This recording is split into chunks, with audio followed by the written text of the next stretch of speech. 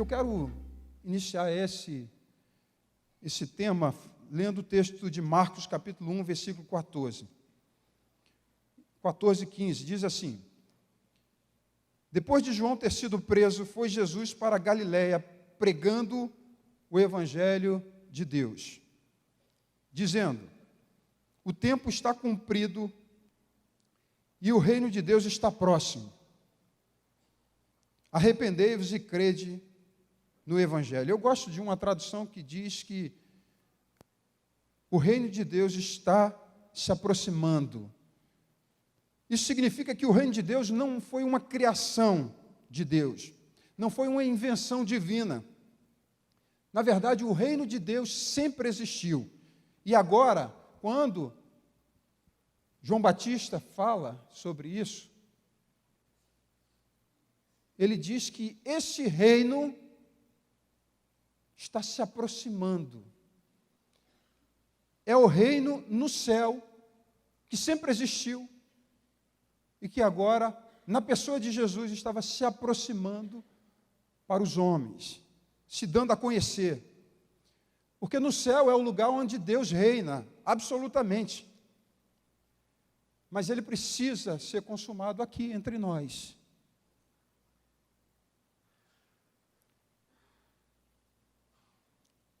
Isso me fez pensar no seguinte: não é diferente, não é difícil a gente encontrar aqui entre nós, em outros lugares, um consumo religioso.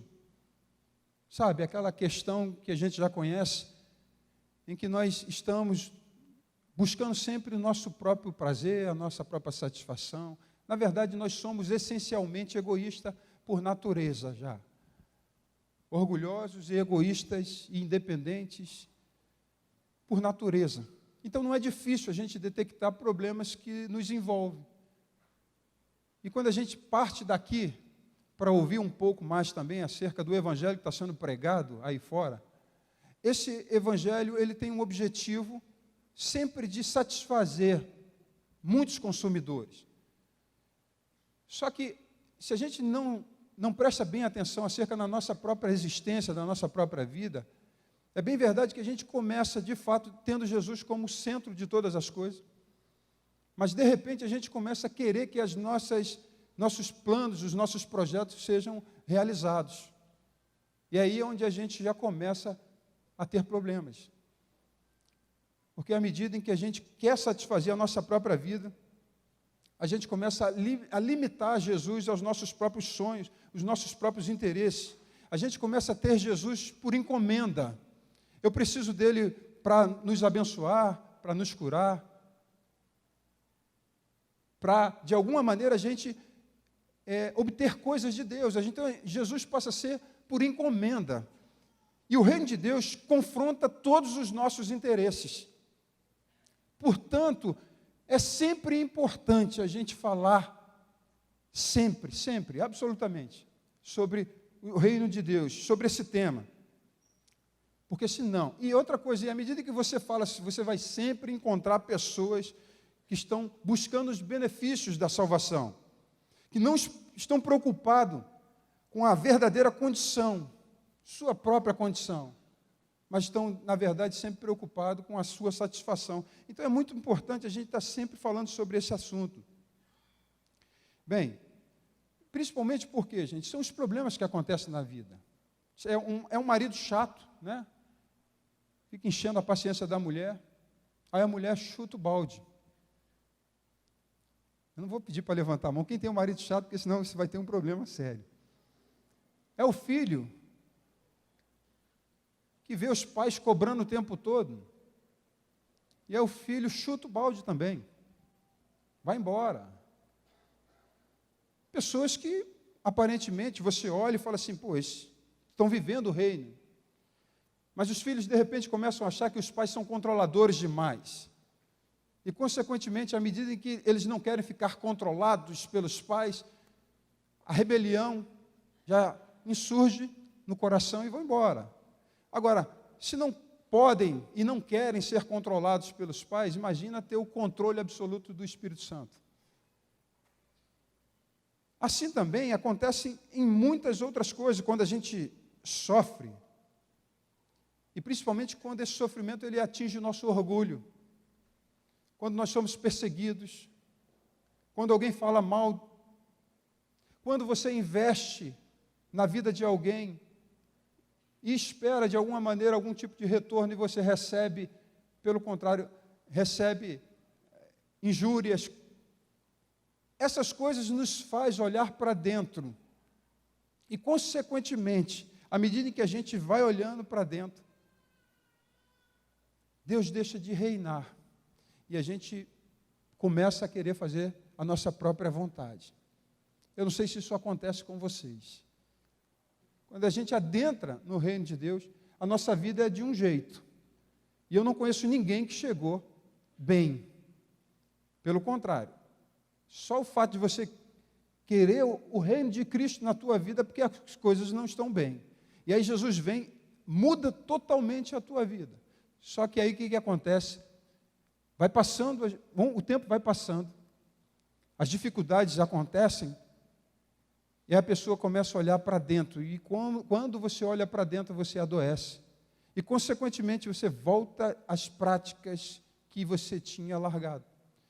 O que acontece? Não para aí, a sua vida volta a ser como era antes.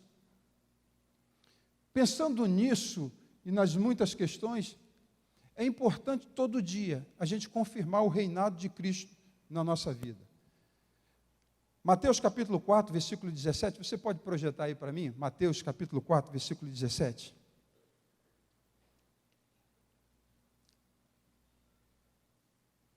Diz assim: daí por diante passou Jesus a pregar e a dizer: arrependei-vos, porque está próximo o reino dos céus. Você vê João Batista falando e pregando acerca da chegada do reino de Deus. Vem Jesus e diz: arrependei-vos, porque está próximo o reino dos céus. No versículo 23 de Mateus capítulo 4, diz o quê?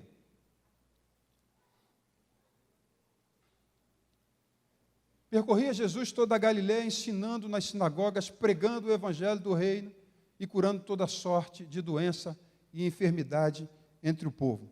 João Batista pregava a chegada do reino de Deus. Jesus fala sobre a questão da chegada do reino de Deus. Em Atos, versículo 28, versículo 23, havendo-lhes ele marcado um dia, vieram em grande número ao encontro de Paulo na sua própria residência. Então, desde a manhã até a tarde, lhe fez uma exposição em testemunho do reino de Deus, procurando persuadi-lo a respeito de Jesus, tanto pela lei de Moisés, como pelos profetas. Então você vê também os apóstolos pregando o evangelho do reino de Deus. Por que é importante pregar o evangelho corretamente? O evangelho do reino de Deus. Porque a palavra de Deus, a doutrina de Cristo é uma semente. Se a gente planta uma semente ruim, vai nascer algo ruim. Mas se a gente planta uma semente boa, o fruto, ou os frutos que iremos colher, são frutos bons. Então, portanto, nós precisamos o tempo todo estar trazendo a memória acerca do evangelho do reino de Deus. Porque todo o ministério de Jesus estava fundamentado no reino de Deus, na pregação do evangelho de Deus. Esse foi o evangelho pregado por Jesus. E o evangelho não fala de uma área, não fala de um lugar, nem de uma geografia. Não é isso. Quando a gente pensa no reino, a gente pensa no lugar, aonde alguém governa. Mas ele não fala disso. O evangelho do reino não se refere a isso. Romanos capítulo 10, versículo 9, diz assim: se com a tua boca confessares Jesus como Senhor e em teu coração creres que Deus o ressuscitou dos mortos, será salvo. Então a gente pode entender que a condição para que a gente seja salvo é confessar Jesus como Senhor. Então a gente não está falando de um lugar, a gente não está falando de uma área geográfica, mas a gente está falando do direito legal de alguém em governar as nossas vidas. Quando eu recebo Jesus na minha vida e confesso Jesus como Senhor, eu estou dando o direito legal dele ser o meu Senhor. Ou seja, eu adentro no reino de Deus quando eu recebo Jesus na minha vida, confesso Jesus como o dono da minha vida e ele a partir de então passa a governar. A partir desse momento, eu entrei no reino de Deus. Se a gente pega Mateus capítulo 6, versículo 6, quando Jesus está ensinando um modelo de oração, Em determinado momento ele fala assim: venha a nós o teu reino e seja feita a tua vontade. Ou seja, eu entro no reino de Deus, eu sei que eu estou vivendo no reino de Deus quando a vontade de Deus é feita na minha vida. E esse é o grande problema, porque a vontade de Deus, ela confronta diretamente a minha e a sua vontade. Quando eu faço a minha vontade, a vontade de Deus não é feita. Quando a vontade de Deus é soberana e absoluta na minha vida, eu deixo de viver a minha própria vida e Ele passa a ser o centro, Ele passa a ser o Senhor de todas as coisas. E Ele é o Senhor. No Salmo 103:19, Salmo 103:19 diz assim: nos céus estabeleceu o Senhor o seu trono e o seu reino domina sobre tudo. Então Ele já governa, Ele já reina sobre todas as coisas. Só que o governo de Cristo precisa ser também na nossa vida. Mateus, ou melhor, Salmo 24 diz assim: ao Senhor pertence a terra e tudo que nela contém, o mundo e os que nela habitam. Ou seja, Ele já governa sobre tudo. Só que aqui, eu e você, precisamos ceder o governo da nossa vida, o governo da nossa existência, ceder ao Senhor. Ele precisa se apropriar, ter o governo absoluto, Ele precisa ser o amo, o chefe, soberano. Ele precisa ser o nosso proprietário. Quando Jesus veio a esse mundo, esse poder dele, esse governo absoluto dele veio se aproximando de nós. E quando você se depara com esse evangelho, é a oportunidade que eu e você temos de nos rendermos completamente à vontade absoluta do Senhor. Porque a Bíblia diz que nós éramos devedores, porque os nossos pecados são dívidas contra Deus. Então Ele sabe que a dívida é algo que nos afastou dele, Ele teve que derramar o seu sangue. A Bíblia fala em 1 Pedro que nós fomos comprados não por ouro ou prata, mas pelo precioso sangue de Jesus. Então Ele pagou a dívida que nós tínhamos com Deus, derramando o seu sangue. E aí quando ele olha para o texto quando a gente olha para o texto de Gálatas de Romanos capítulo 13, quando ele fala assim: a ninguém devais coisa alguma a não ser o amor.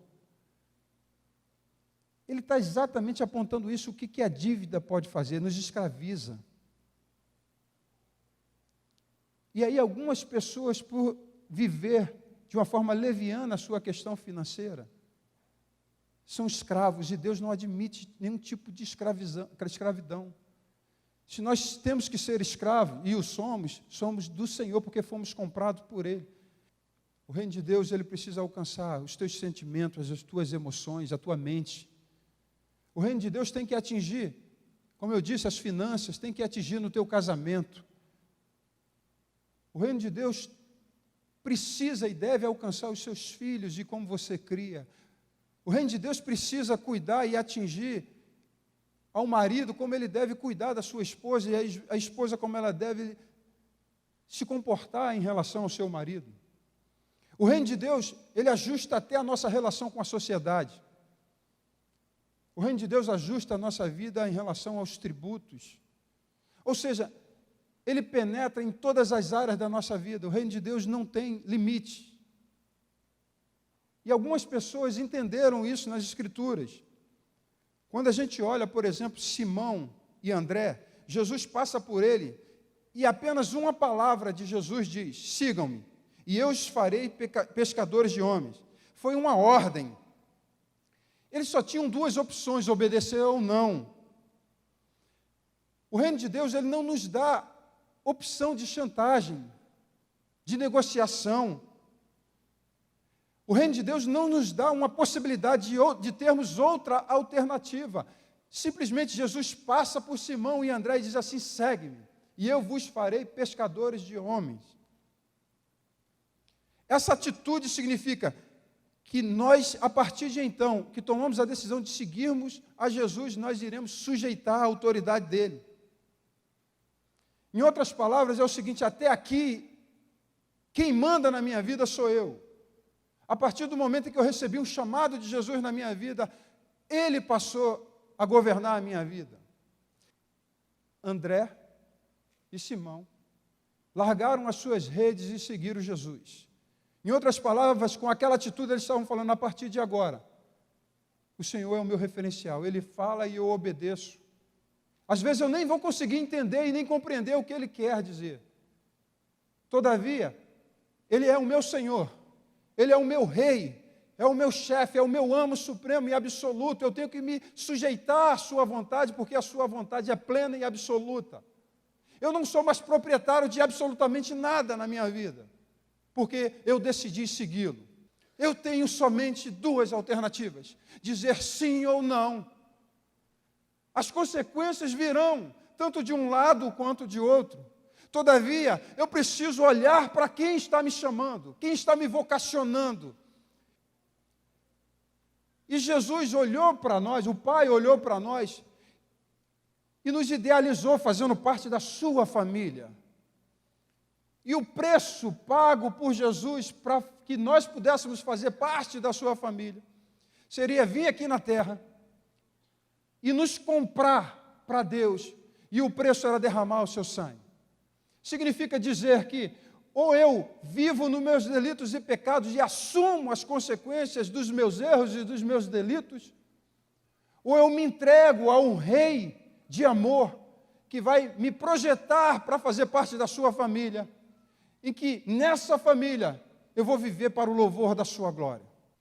Mas quando o reino de Deus chega na nossa vida, tudo pertence e deve ser investido no reino de Deus. O teu carro tem que ser utilizado para a glória do Senhor, para servir à igreja, servir ao povo, servir ao Senhor. A tua casa pertence ao Senhor, porque Deus te deu dinheiro, te deu condição para você ter uma casa, não é simplesmente para o teu bem-estar, é, antes de tudo, ela ser utilizada para a edificação do corpo de Cristo e a propagação do reino de Deus aqui na terra. Você tem roupa demais em casa? No reino de Deus não tem lugar para isso. Se você sabe que tem alguém com necessidade, pega o que você tem e dá.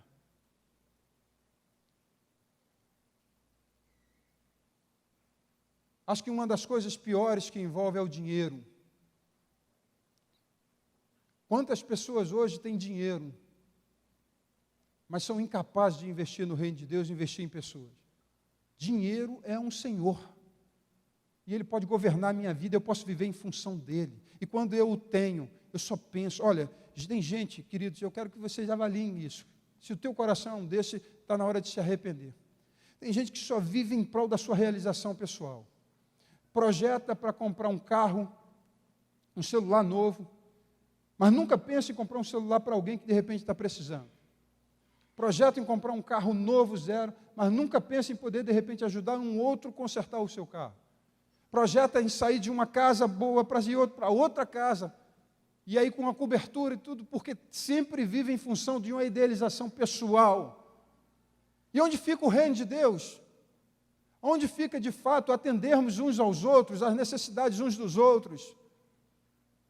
Mas sempre estamos em busca de uma realização ou satisfação pessoal. E Ele precisa ser o Senhor em tudo na nossa vida, no dinheiro, nos sentimentos, nas emoções. Quantas pessoas estão presas a um sentimento de paixão por algo que o Senhor já ordenou, não quero. Ou Ele é o Senhor ou não. Mateus capítulo 18 diz assim, certo homem de posição perguntou-lhe, bom mestre, que farei para herdar a vida eterna? Jesus faz uma lista para ele. Você quer? E Jesus diz, não adulterarás, não matarás, não furtarás, não dirás falso testemunho, honra teu pai e a tua mãe. E aí replicou ele, tudo isso eu tenho observado desde a minha juventude. Ou seja, uma vida religiosa perfeita, padrão. Muitas pessoas vivem assim, é um padrãozinho, um quadradinho, tudo certinho. Segue vivendo aquela vidinha. Domingo, reunião, quinta-feira, grupo caseiro, nós temos outros assuntos, se faz parte de um ministério, sim, segue a vida. Mas Deus, Ele nunca para por aí, o Senhor nunca para, Ele vai aprofundando, porque Ele não quer superficialidade. Ele é intenso, Ele é profundo, ou Ele reina ou não. E ele investiga a alma desse jovem. Ele investiga todas as condições e percebe que ali tinha alguém muito religioso. Alguém que, de verdade, tinha um padrão para a sociedade perfeito, puritano. Mas Jesus, ele esquadrinha o mais profundo do nosso coração. Ele não nos deixa na superficialidade, ele não nos deixa viver enganado acerca da nossa própria vida, acerca da nossa existência. Ele aprofunda, porque ele precisa fazer com que a gente se conheça. Entenda de fato que o reinado que até então eu acho que é do Senhor, muitas vezes é do meu jeito, da minha maneira, do meu modo. E ele aprofunda esse diálogo dizendo assim: uma coisa ainda te falta, vende tudo o que tens, dá-nos aos pobres, e terás um tesouro nos céus, e depois vem e me segue. O que a gente pode aprender com esse texto aqui? Porque o jovem se encontra diante da porta do reino. O jovem, ele se encontra diante de uma decisão a ser tomada, ele precisa tomar uma decisão. E a decisão dele foi: eu sou dono de tudo, o que eu tenho é meu. A decisão dele foi: eu sou dono dos meus bens, dos meus pertences. Diz a Escritura que ele se entristeceu. O fato dele ter se entristecido significa que ele entendeu o recado. Queridos, o que está em evidência aqui não está relacionado se você compra ou vende. Não está relacionado, embora eu não estou dizendo que se ele que fosse vender, Jesus dizia: não, só estava te testando. Não. Eu particularmente creio que o Senhor estava ordenando mesmo, mandando ele fazer. Mas a lição que nós podemos aprender é que não está ligado e relacionado a se eu compro ou se eu vendo. Não é isso. É reconhecer a autoridade dele na minha vida. Quando o Senhor nos dá uma ordem, essa barganha, ela tem que se definir quem é que é a autoridade máxima na minha e na sua vida. No caso desse jovem rico, ele é que mandava na sua própria vida, nos seus sonhos, nos seus recursos, nos seus pertences. Mas e na sua vida? E na minha vida, nas coisas que Deus tem ordenado para isso? Larga tudo. Vende, dá aos pobres, me segue. O que tem impedido hoje você de segui-lo de fato e de verdade? Se você quer ver o maior absurdo que eu entendo relacionado àquilo que nós entendemos, a vida que nós levamos está relacionado àquilo, à ordem de Jesus. Mateus capítulo 28, versículo 18, 19. Jesus diz assim: toda autoridade me foi dada. Então, a partir de então, ele diz assim: portanto, ide e façam discípulos de todas as nações. Eu não estou falando de uma sugestão de Jesus. Eu estou falando de uma ordem clara e objetiva. Agora, quantas pessoas vivem as suas vidas e sequer pensam na ordem do Senhor? Quantos de nós seguem vivendo uma vida assim, um dia após outro, sem frutos nenhum no que se refere a essa obra?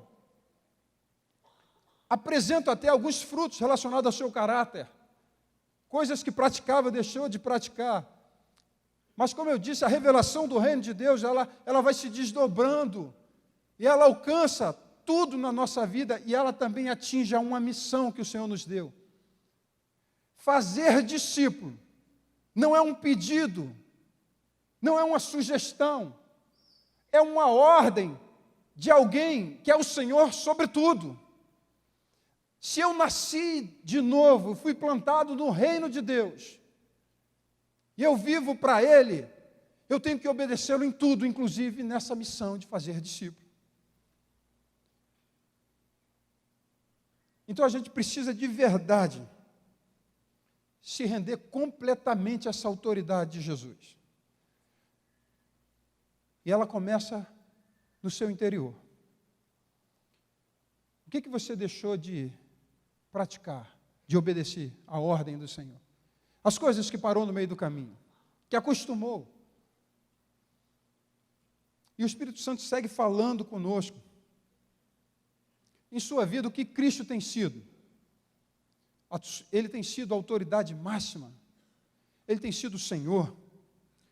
Ou ele tem sido somente o teu Salvador? A sua procura a Ele está relacionada sempre quando você necessita de alguma coisa, quando o sofrimento bate a porta e aí você tem que correr apressadamente aos braços dele, ele já cuida de nós. Até porque qualquer um que esteja passando por alguma dificuldade, entenda uma coisa, se está passando dificuldade com seus filhos, saiba de uma coisa, ele é o Senhor e é dono dos seus filhos. Ninguém ama mais os seus filhos do que ele. Ninguém, absolutamente. Se a gente não entende o que está acontecendo, a gente não entende. Todavia, eu sei que o meu Redentor vive. Eu sei que Ele está no controle de todas as coisas. Eu tenho que saber por quê. Se alguma enfermidade surgir, eu tenho que saber se essa enfermidade foi proveniente de algo que eu causei, ou que eu estou causando, ou de algo que se levantou sobre a minha vida. Mas eu sei de uma coisa, o meu corpo é templo do Espírito Santo. Então eu preciso entender que Ele governa sobre o meu corpo. Não importa, é casa, imóvel, roupa, tudo, absolutamente tudo, tudo é dele, tudo pertence a Ele. Em todas as áreas da nossa vida. E Ele é o quê? Tem sido o quê para você? Ele reina plenamente em sua vida? Agora, para encerrar, quando eu sei que Ele é o meu Senhor? Eu já citei aqui em Mateus capítulo 6, versículo 6, quando Jesus ensinando o modelo de oração, Ele diz assim, venha o teu reino e seja feita a tua vontade. João Batista, ele foi aquele que preparou o caminho para a chegada do reino de Deus. E o que prepara e que nos prepara para a chegada, para que o reino de Deus adentre na nossa vida é o arrependimento. Ele diz assim, arrependei-vos, pois é chegado o reino de Deus. Ou seja, muda a sua mente, metanoia. Se você vive de um jeito, se você entende que você é o dono da sua vida, você precisa se arrepender disso, mudar a sua mente, porque o reino de Deus está chegando, é chegado o reino de Deus, e quando o reino de Deus chega na nossa vida, eu saio do centro, eu saio do governo da minha vida, e ele passa a ser o centro e o governo total da minha vida. Os negócios vão mal na empresa? Entenda uma coisa, pertence a ele, você o entregou. Que tipo de faculdade você precisa fazer? Pergunta para ele, que ele é o dono. Quando alguns jovens me perguntam, é pecado fazer tatuagem? Eu falei, olha, não posso dizer que é pecado, mas pergunta ao dono do teu corpo. Quando alguns jovens se inflamam em sua sensualidade, e aí eu vou conversar com eles e eu explico o seguinte, olha, você está deixando alguém tocar no seu corpo, e o corpo não pertence a você, é templo do Espírito Santo. Ou seja, ele abocanha tudo, absolutamente tudo na nossa vida. Não tem saída. Tudo pertence a ele. E quando isso aconteceu?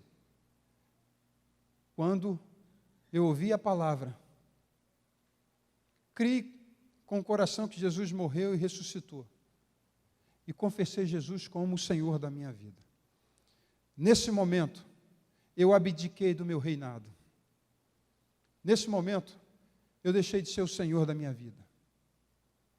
Eu tenho sentimentos? Tenho, mas meus sentimentos, eles não podem ultrapassar a vontade de Deus. Ah, mas eu sou humano. Sim, mas até a nossa humanidade tem que estar subjugada à vontade de Deus. A gente vai chorar, a gente vai gemer, a gente vai sofrer. A gente vai chorar muitas vezes. Todavia, isso não nos dá motivo de assumirmos o governo novamente da nossa vida.